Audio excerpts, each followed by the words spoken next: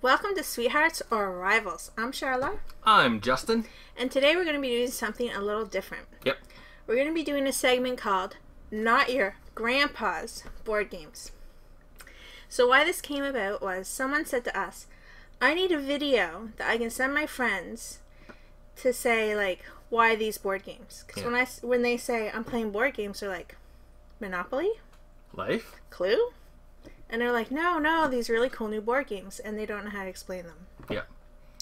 So we said, challenge accepted. Absolutely. So how'd we go about getting information for this video?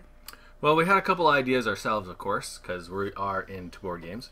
But we wanted to just kind of check to see if there's anything we didn't really think about. So we went to the place to go on the internet for your board game information and community, and that is the BGG. BoardGameGeek.com. Yeah, absolutely. If you want to find out anything about any game at all, board games are expensive. So if you want to do some research, which is good, yeah, that's where you go. And the community there is excellent. So we started a thread, and I just kind of threw it out there. Why do you play board games? Why do you think board games are so popular now? Yeah. And if you're trying to get into games, what would you look at?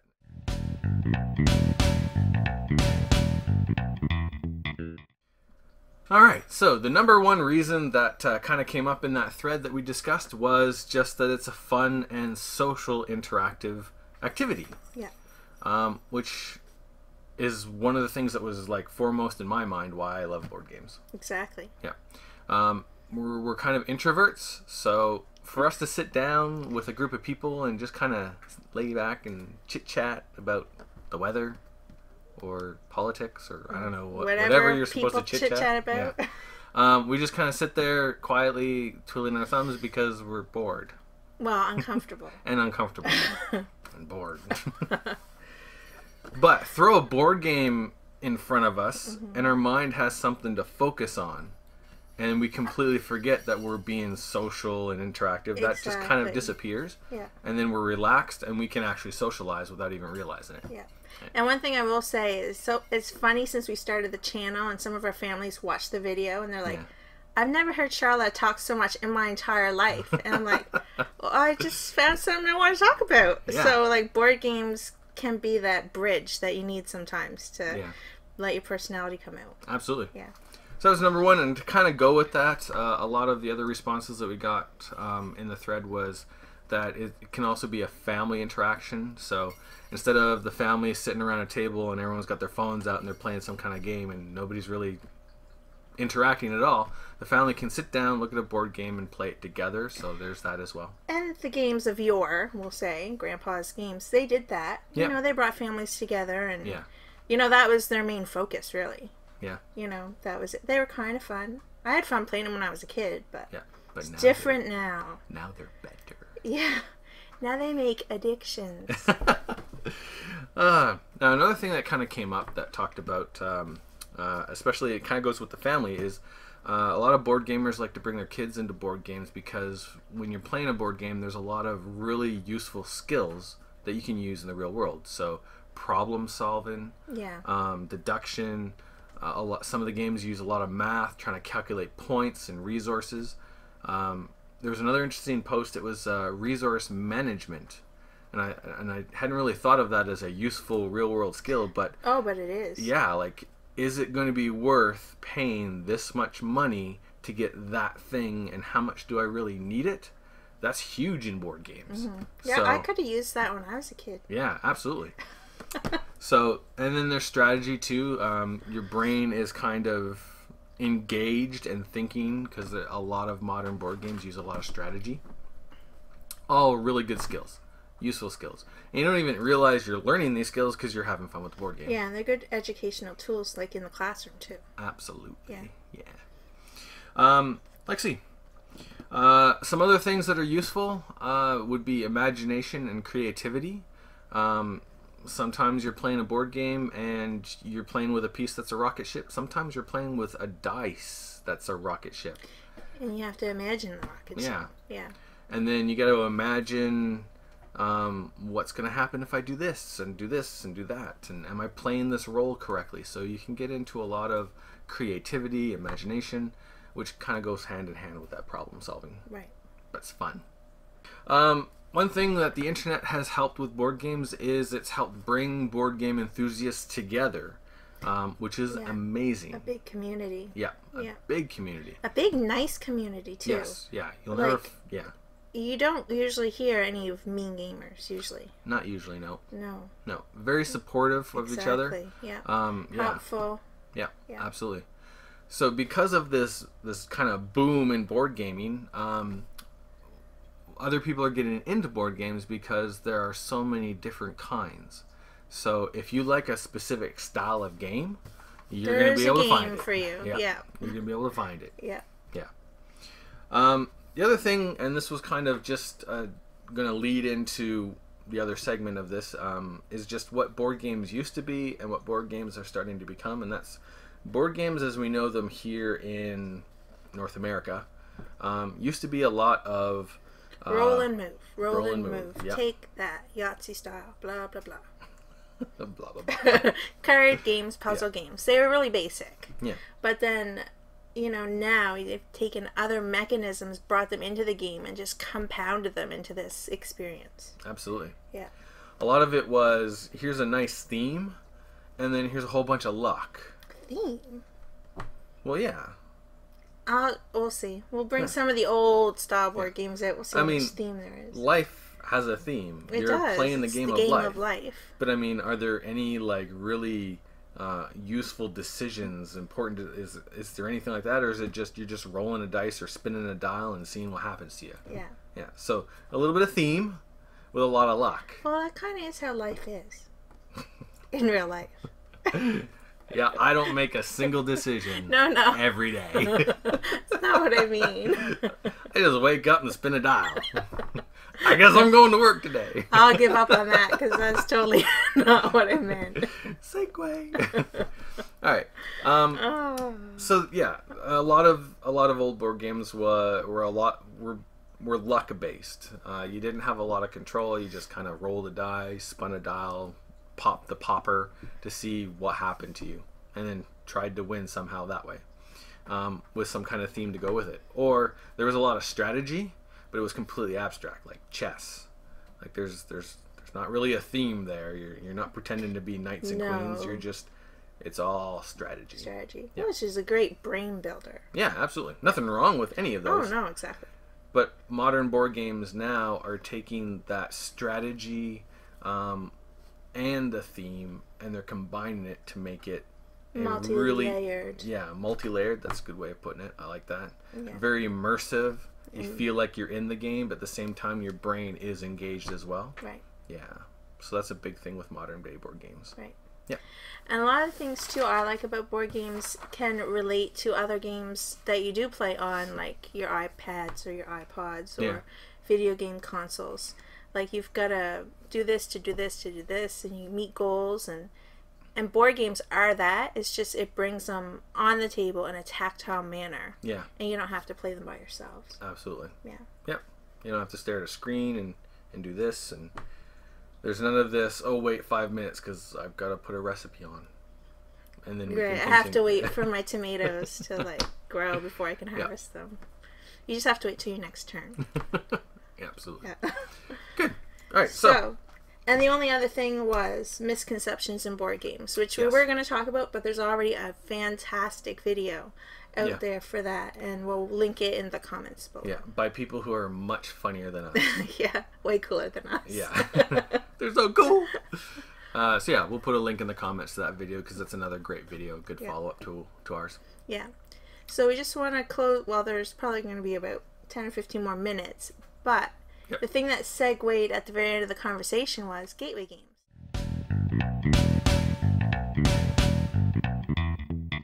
What I did was I compiled a list of old-fashioned kind of games, your grandpa board games. Yep. And then I stripped it down. Like if it was a roll and move kind of mechanic, I took that out and thought about it and thought, what other kind of theme or mechanic mechanism was in that game. Mm-hmm. And then what would compare to that sort of game. Yeah. So we've got a little list here, and we're just going to go down and just talk a little bit about the gateways. Absolutely. Cool. So, the first type that was on the list is your basic card games. So, games like Wizard, or we say Skaboo here in the Maritimes. I'm probably saying it wrong. It's written Skip-Bo, but we say Skaboo because that's how the cool kids say it. And then like cribbage, you know. Yep. So these are your basic kind of card games. Yep. So if we were to give a gateway into like a card game sort of game, what would you suggest? For that kind of set collection, we would definitely get into Seven Wonders. Seven Wonders. It's a great card game. Yes. It's great because there's drafting, which you pass your hand to the next person and you each get to take a card. Yep. And then it is kind of set collection, but you're doing that to build your resources, to power your town, to make your army, to... Yep. It's awesome. To build your civilization. Right. And a great civilization theme. Mm-hmm. You're not collecting sets because they've got diamonds on them. You're collecting sets because you want to win military style this time. Right. Or next time you play, you're going to collect sets of science so you can be the most scientific civilization. Right. Yeah, great theme there. So we have Morels. That's another great... It's a 2-player card game. Yep. That's another great card game. You are collecting sets. Yep. The cards are really cute, and you're mushroom farmers. So it's a really cool theme. Yep. And it's just a really cute game. Yep, Morels is good. Then we got Guildhall. Guildhall is interesting. There's actually 2 different kinds of Guildhall. There's Guildhall and Guildhall Job Fair, and each one is a game complete in its own, and you're collecting sets of different professions, and each profession has kind of like a special ability. So there's a little bit of manipulation of the different sets and the collection. It's a great, I think it's 2 to 4. Yes, I believe you're right. 2 to Yep. 4. Ages 12 and up.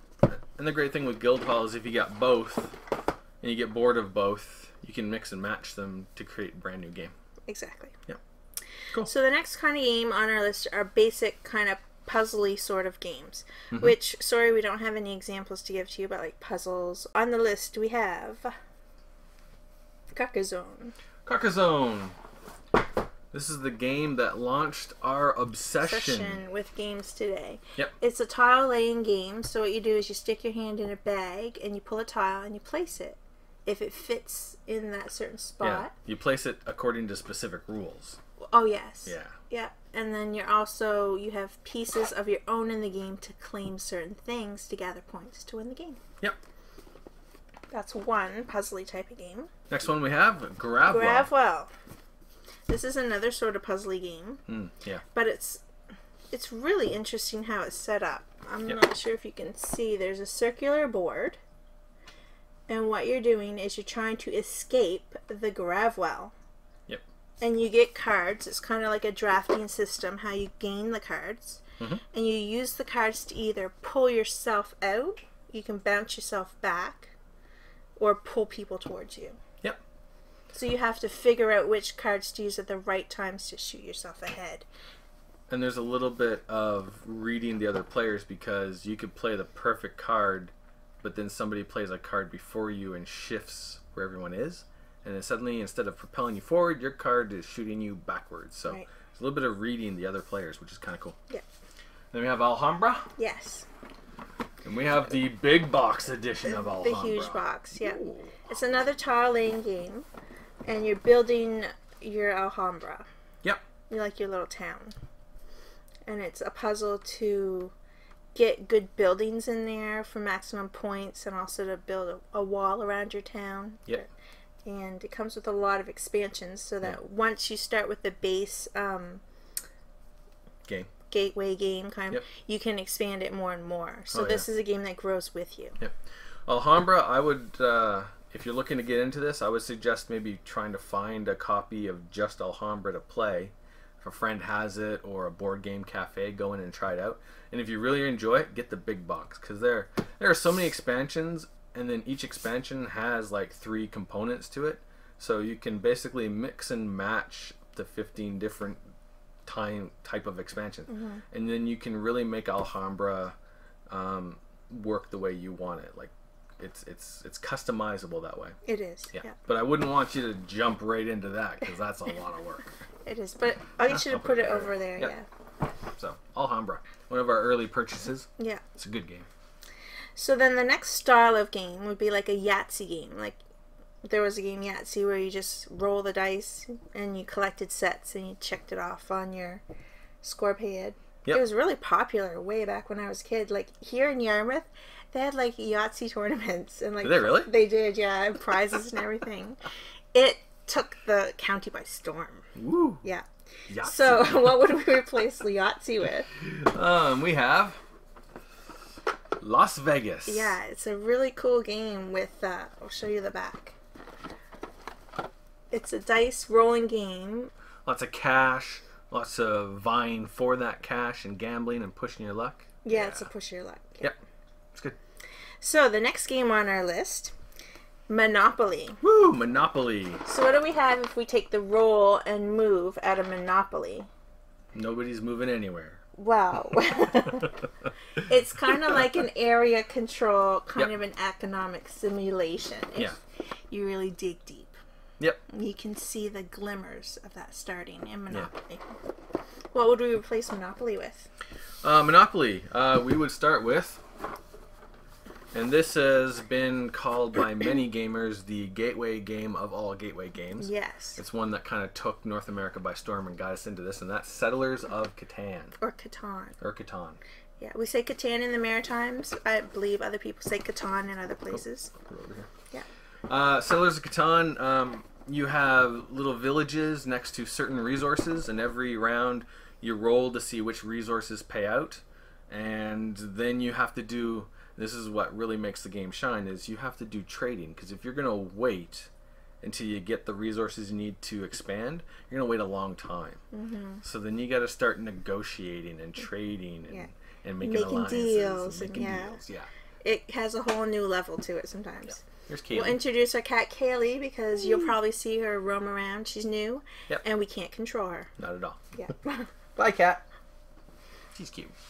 All right. And what else could we replace Monopoly with? Another monster of a gateway. Yep. Ticket to Ride. Or I should say granddaddy of a gateway. There we go. And this is the Europe version. Ticket to Ride is a great gateway game just because it takes about 3 minutes to learn what you can do and how to do it. Yeah. But with those 3 or 4 things that you can do, which make your turn really, really quick, there's a ton of in-depth play and blocking people and getting the best routes, and there's a lot of strategy there. It almost sneaks up on you. You're playing and you're realizing, ooh, if I did that, that means Charlotte can't get to where she needs to go. But how do you know where I need to get to go? You're just deducing because we have these secret cards of paths where we have to get to. And I just want to say one thing about Ticket to Ride. This is a sad thing about me. I dislike trains. I said it, okay? I dislike trains. I don't know why. I do. But anyway, it isn't so. I refused to play Ticket to Ride for ages, like years, and I played it, and it is like, it's a fun game if you introduce this to your friends, even if they hate trains like I do for whatever unknown reason that is. They're gonna like Ticket to Ride. And we recommend Europe. I like Europe. It's pretty. Anyway, and there's a couple of extra rules that you don't have to play with them right away, but once you do, it makes those decisions and those options even better. Yeah. So the next Grandpa's board game we're going to look at is a Clue. Clue. Pardon the Simpsons versions. We don't have the originals anymore. And my sister collected all these in The Simpsons, so we borrowed them from her. Anyway, Clue. Clue. So, what kind... Oh, if you take out... let's see, what kind of game is Clue? There's not really roll and move, but it's a purely deduction game. Yeah. Do you roll? Oh, yeah, you roll to move. Oh, yeah, you do. See, it's been 100 years since I played the Clue. Yeah, so take out the roll and move. Yep. It's a deduction game. So what games do we have to replace Clue with? Clue? Well, what we have here is Coup. This is a great game. Not only is it deduction, but there's also bluffing and just straight out lying. The great thing with Coop is you basically have 2 character cards. You put them face down. Only you know what they are. But when it's your turn, you say, well, you know what? I'm going to use my captain to steal 3 coins from you. Well, I would say I'm going to use my ambassador to block stealing. Yeah. Do I know if she has an ambassador? No. No. Do I know if he has a captain? No. So I either say, oh, okay, and then my turn's over, or one of us has to say, you know what? I don't think you have an ambassador. I'm going to call your bluff. And if I don't have if I have an ambassador, I show it, and he loses a card. Yeah. If I don't have an ambassador, I have to pick one of my cards to lose. So then I'm only down to 1 card. So whoever has the last card wins. Yeah. Yeah. So great deduction. You're looking at who's doing what, and when cards come up, you're like, okay, well that's out of the game. So there's only so many. There's only so many, and you can kind of try to count and see. Yeah. Yeah. Cool. Great little deduction blocking game. Yeah. We have another one, and that is this is the one right here. We have the Resistance Avalon. Right. And then there's another version that's just the the Resistance, which actually is the same world or setting as Coop. Yeah, they're the same publisher, actually. Yep. Yeah.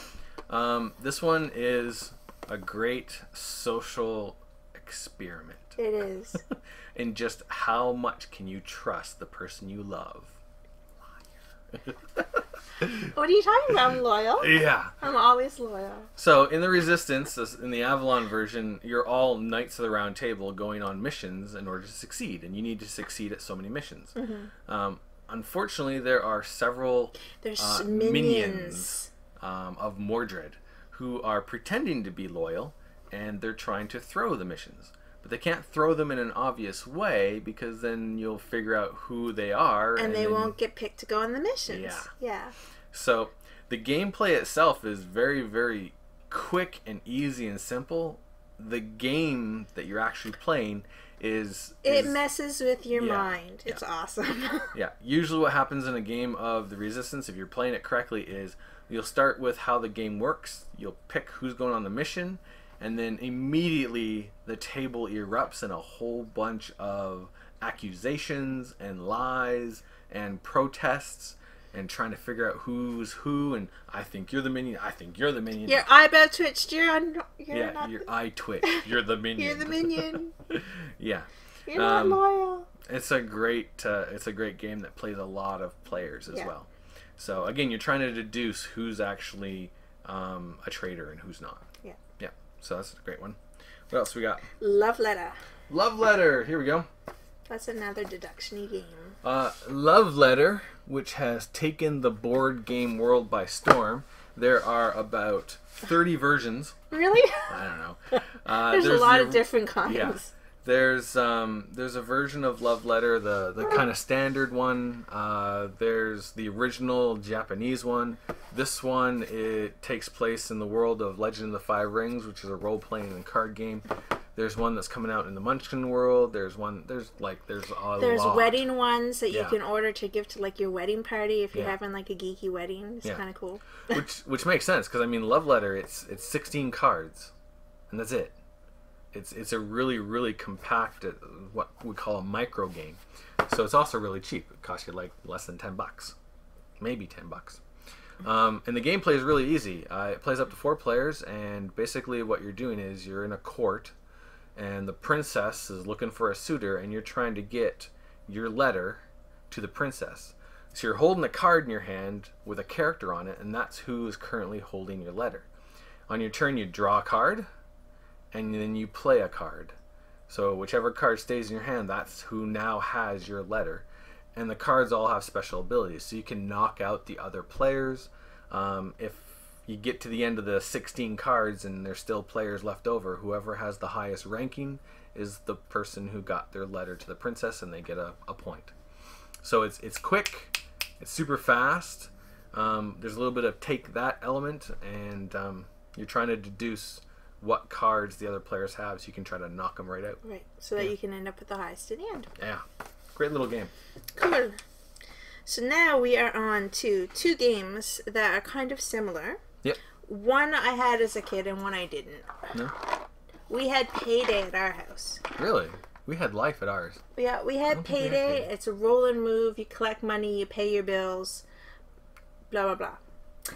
And then life. My cousins had this, but they didn't let me play because it says, let me see, ages 9 and up. I was probably 8 when they were playing it, and they're like, you're too young, you won't get the money. And I'm like, whatever. Yeah. So anyway, Game of Life, Payday. Yep. And if you take out the roll and move mechanism or spin and move, yep, you're left with an achievement / storytelling game and like a money management or resource management kind of a game. Yeah. So what did we choose to replace those kind of games? Some good introductions to those kinds of games. One would be, and this is one of our favorites, The Lords of Waterdeep.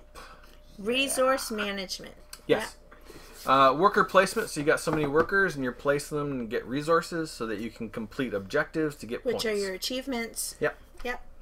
And Lords of Waterdeep is a very popular game, and one of the reasons is because that game of resource management and achievements and worker placement is really thick in a theme of Dungeons and Dragons. And there are a lot of gamers and a lot of geeks that have played Dungeons and Dragons a lot. So this one takes some really good strategy and throws it in there with that theme, which is awesome. And I had stuck Once Upon a Time on top of the stack because of the storytelling element. Oh, yeah. Once Upon a Time. That's another great gateway. Oh, yeah. It's a storytelling game based on the cards you have in your hand. Yeah. So you use a card in your hand to add an element of importance to the story. So you and your friends are creating this is like a fantasy setting, so a fantasy world with a fantasy story, and you're all working towards your end card that will say, and the prince and the princess lived happily ever after. So if you can say that at the end of your story, you win the game. Yeah. You're all working on the same story and you all have different endings. Right. So as soon as it's my turn, I'm twisting the story back towards my ending, and then once it's back to Charlotte's turn, she's got to twist what I just did back towards her ending. So there's a little bit of tug and pull. Yeah. This right here, if you are an English teacher, this is the game for your class. Amazing English game. All the elements of a story are there, and how they work together and creating a story. Amazing game. It's wonderful. Yeah. So another one we have is Jamaica. Jamaica. So it puts a spin on the roll and move kind of mechanism. Yeah. Because you do roll dice, but that's to indicate your morning action and your night action. Yeah. But you use cards in your hand to say if you're going to use the dice to move with or to collect resources. So yeah, and the great thing with Jamaica is, yeah, you got some rolling, so there's a little bit of randomness and luck, but everybody has the same deck of cards, but you only have 3 of them at a time. So if really early in the game Charlotte just charges ahead because she's playing all her movement cards, well, I'm collecting a lot of resources. And eventually my resource cards are going to disappear and my movement cards are going to start coming up, and I'm going to catch right up. Then he's going to catch up and blow me out of the water. Yeah. So there's luck in a deck and there's a luck in the dice, but there's a lot of strategy on when do you use the card. Yeah. Which dice are going to go with which card at the right time for you to win, which is a very, very interesting mechanic, and it's a lot of fun because you're playing pirates. Yeah. Yeah. So another kind of game like that too would be Tokaido. Yes, Tokaido, which we just recently learned how to pronounce properly. Thank you. So we're from the Maritimes. Yeah. We say words weird. Yep, we do. All the time. So, Tokaido. Tokaido is an interesting theme. You are on a road in Japan going from one village to the next, or from one town to the other. Yeah. And on that way, you're going to have opportunities to stop at farms, scenic panoramic scenes of mountains or the ocean, or what's the other one? Hot springs. Hot springs. You're going to encounter people along the way. Yeah, encounters. You can stop at the temples. So there's all these opportunities to do things, and what you're trying to do, the whole objective is you're trying to have the best journey possible. Yeah. Which is just kind of cool. It is. And there's no roll and move. Nope. Because you're in a line and the board is a line. Yep. So your meeples are on these dots, and whoever's in the last position moves theirs where they want to go. Yeah. So it's always the last person goes first. Just kind of like really, leapfrog. Yeah, a leapfrog mechanism. It's really cool. But the choice there is you can leap way ahead to the thing you really want, and then everyone behind you gets to take all the things you just turtle skipped. along. Yeah. Yeah. Or do you just go ahead a little tiny bit and get that thing, and then hope that they don't take your thing that you really want. Really good decisions in Tokaido. Yeah. And the artwork just pulls you right into that theme. It's beautiful. Yeah. Great game. Excellent. What's next? So, the next kind of Grandpa's board game that we want to talk about is Risk. We used to have 2 copies. Yeah, we had a Lord Risk. of the Rings version and a Risk copy, but we just sold our Risk copy like not too long ago. And our Lord of the Rings one was sold a long time ago. So, that's like an area control game. Yep. So, if that's the game that makes you happy the most, we would suggest Small World. Small World. There you go. It's a really cool area control, and it's not just area control. Nope. You've got these factions that you're working with. Are they called factions in the game? Well, you have a list of races. Yeah. And then you have a whole list of special abilities. Right. And then you mix and match them every game. Yeah, they're on these cardboards, and you shuffle them, and you just randomly draw them. So you could have, say... Diplomatic skeletons. Right. It could happen. You could have marauding elves. There's so many of the different special abilities, and there's so many of the races, especially once you get into some expansions, that the combinations that come up are going to be different. Sometimes ridiculous. Every game. And sometimes they are pretty ridiculous. Yeah. Diplomatic skeletons. Yeah.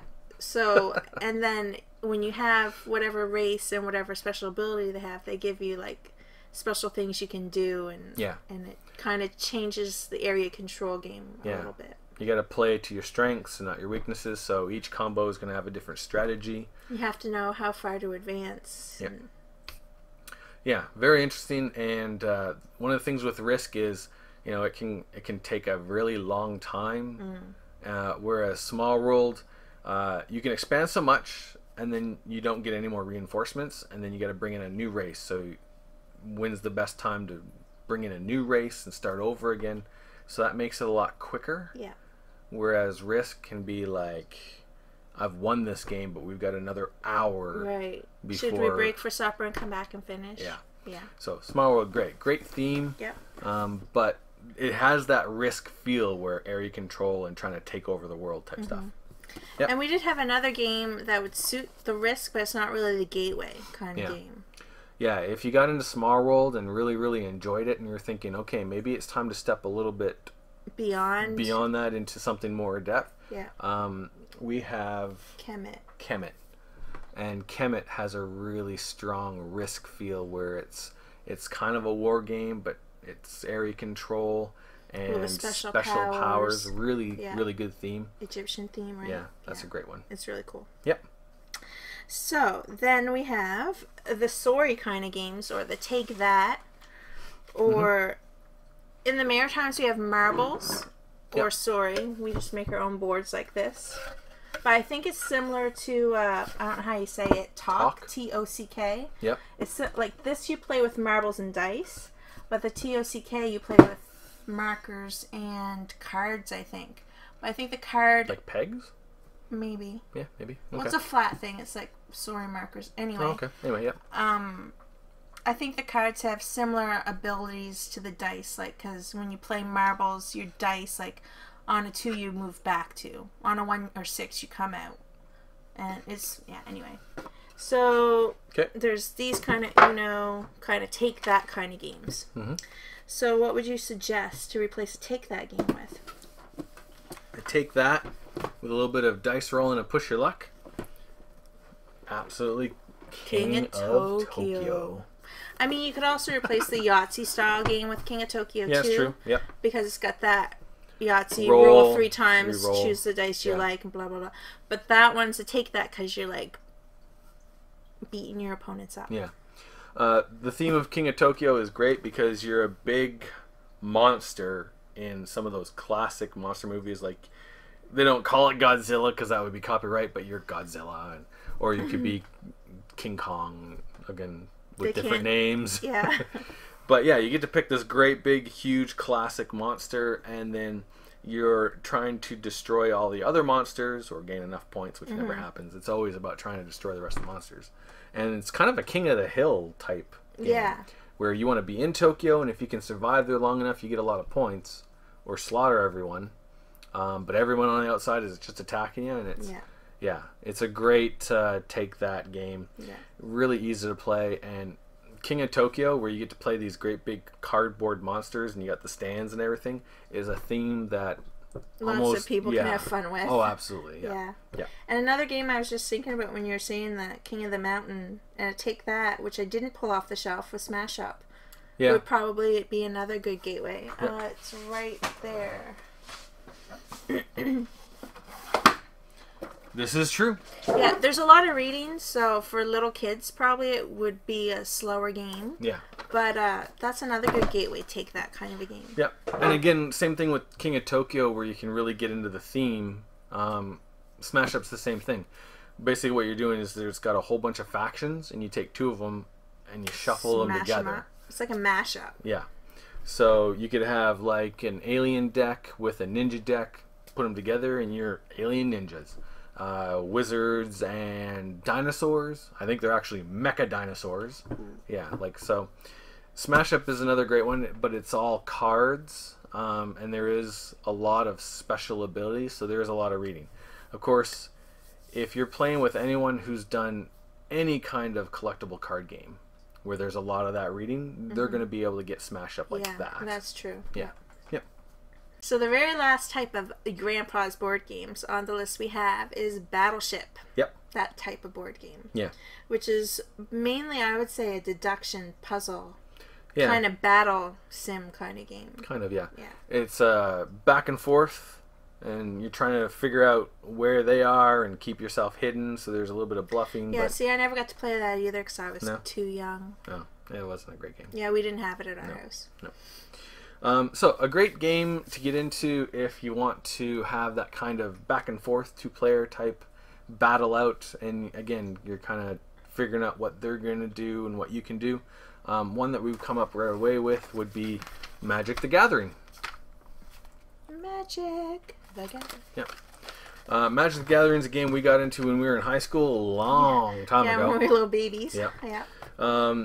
One of the dangers with Magic the Gathering, it is a collectible card game, which means you can buy a set, and then to make your deck really good of cards and stuff, you got to continue to buy lots and lots of cards. Yeah. However, we've recently gotten back into Magic, just recently, and nowadays what you can do is you can go in and you can be like, I would like that deck, and then that's it. You don't have to invest anything else. You've got your deck, and you can play against other decks. You don't have to. You can, and there's a lot of reasons why you probably will, but you don't have to invest that much money into it.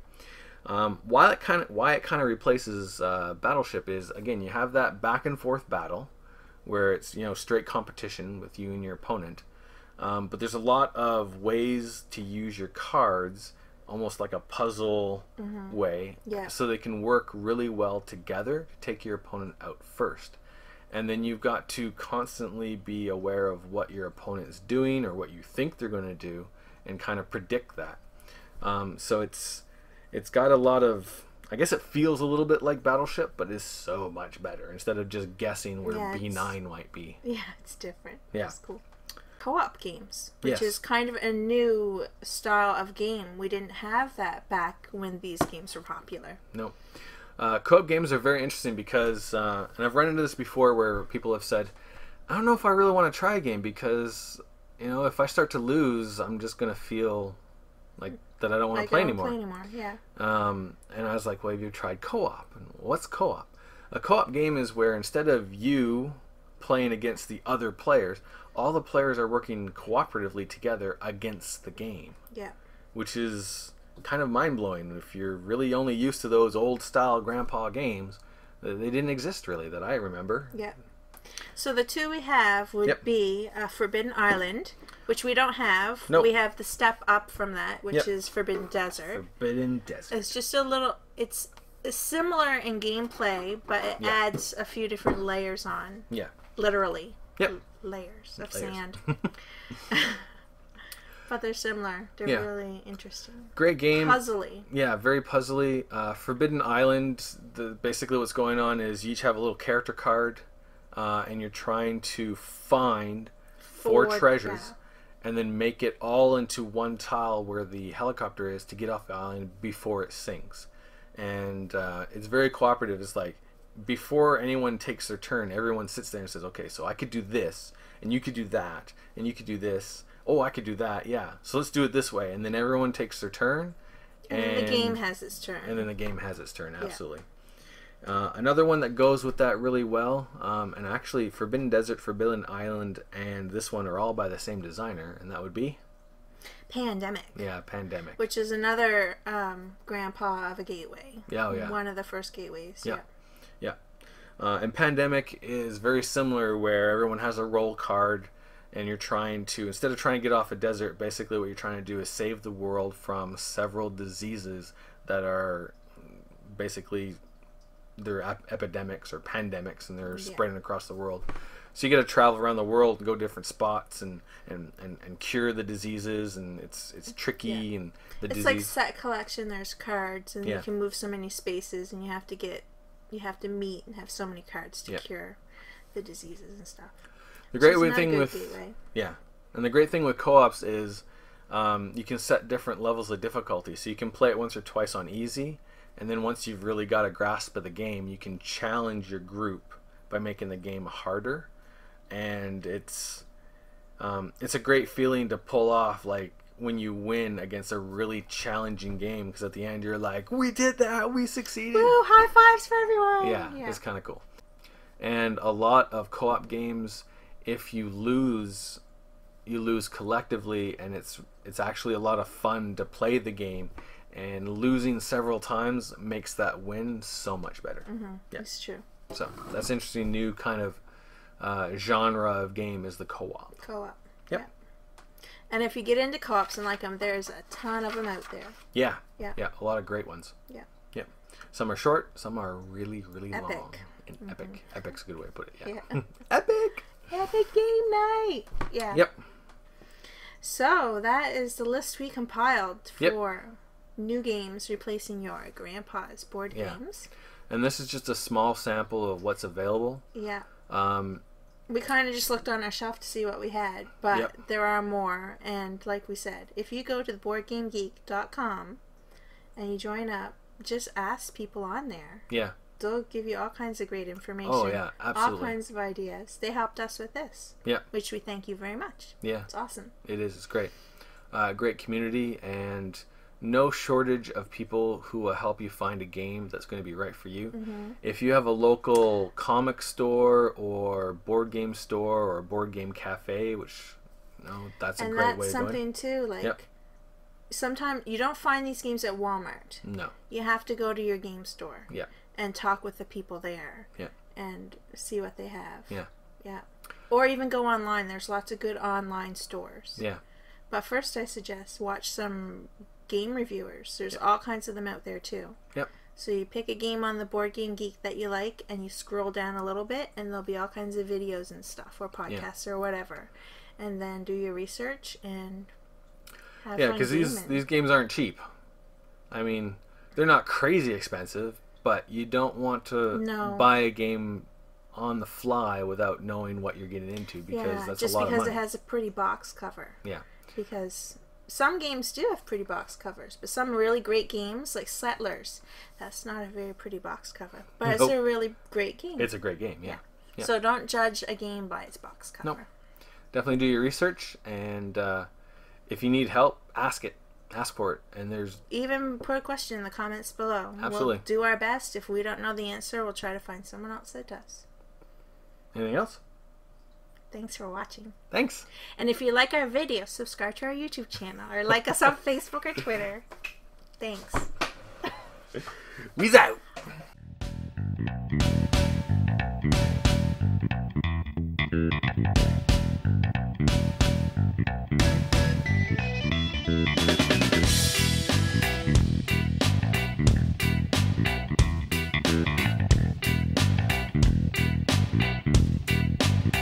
Bye.